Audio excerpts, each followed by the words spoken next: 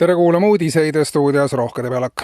Kuna elektri hind muutub iga tund ja hinnad on eri ööpäeva lõikes väga erinevad, soovitavad valitsuseksperdid elanikel oma elu paremini ajastada. Täna soovitatakse näiteks pesta pesu hommikul, süüa teha päeval ja mõtelda öösel. Homme soovitatakse mõtelda ka kohe hommikul, süüa hommikul eilset toitu ja pesta pesu öösel, kui elekter on soodsam kui päeval, aga kallim kui ülehomme, kui eksperdid soovitavad teha süüa öösel, pesta pesu öösel ja ka mõtelda öösel ja üle-ülehomme hommikul jälle seevastu teha kohe hommikul pesumasinaga süüa ja mõtelda päeval, kas sellel kõigel üldse on mõtet.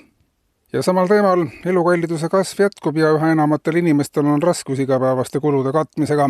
Ekspertide hinnangul on tegemist keerulise, kuid vältimatu olukorraga, millega ühiskond peab kohanema. Sotsiaalministeeriumi sõnul on vaesus seni olnud tasuta ja kõigile kättesaadav hüve, mis ei ole ennast pikaajaliselt õigustanud. Ministeeriumi hinnangul on see tekitanud nüüd olukorra, kus vaesust tarvitakse vastutustundetult ja ilma selge plaanita sellest väljuda. Seetõttu on riik sunnitud vaesuse muutma tasuliseks teenuseks, et vaeseid ajendada oma olukorda tõsisemalt võtma. Vaene olemine hakkab esialgsetel andmetel maksma 79 eurot kuus ja 122 eurot soodushinnaga neile, kes ei jaksa maksta.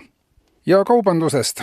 Hinnakasv on toonud kaasa olukorra, kus inimesed külastavad poode, kuid ei osta sealt enam piisavalt. Nii on valitsuse hinnang. Majandusministeeriumi sõnul ei ole probleem mitte hindades, vaid ostjate ebapiisavas ostmises, mis jätab poed ilma vajaliku kindlustundeta. Seetõttu on ministeeriumil ettepanek, et poed võiksid kasutusele võtta palgalised ostjad, kes käivad 8 tundi päevas poes, ostavad vajaliku koguse kaupa ja loovad ostlemise meeleolu nii ka teistele. Valitsuse kinnitusel on tegemist ostumeeleolu loomisega, sest kui inimene näeb, et kellelgi on ostukäru kuhjaga täis, tekitab see endalgi tunde, et võib-olla peaks ise ka ikkagi vist midagi ostma.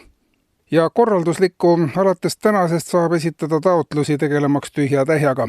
Ministeeriumite teatel on tegemist kaua oodatud meetmega, mis korrastab senise killustunud tühja tähja maastiku.